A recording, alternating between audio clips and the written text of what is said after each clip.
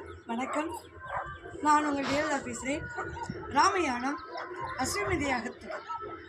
அந்த வால்மீக மகா முனிவனாகப்பட்டவர் கண்விழித்து பார்க்கும்போது குஜலவனை காணவில்லை. சீதா வந்து குழந்தை எங்கே என்று கேட்டால் சீதாவிற்கு பதில் சொல்ல முடியாது என்று நினைத்து அந்த வால்மீக மகா முனிவனாகப்பட்டவர் ஒரு அருகம்புல்லை எடுத்தார். தொட்டிலே வைத்து 5 எழுத்து மந்திரத்தை சொல்லக்கூடிய நேரம் அது ஒரு அழகான ஆண் குழந்தையாகின்றது. அந்த குழந்தையை தொட்டிலே போட்டு வால்மீகன் தொட்டிலாட்டி கொண்டிருக்கின்றார்.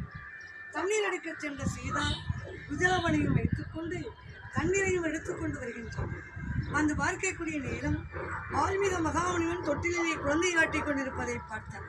ஆஹா, என் மகன் குஜலவன் இங்கே இருக்கின்றானே, இது யாருடைய குழந்தை என்று வந்து வால்மீக மகாமுனிவனிடம் கேட்கின்றார்.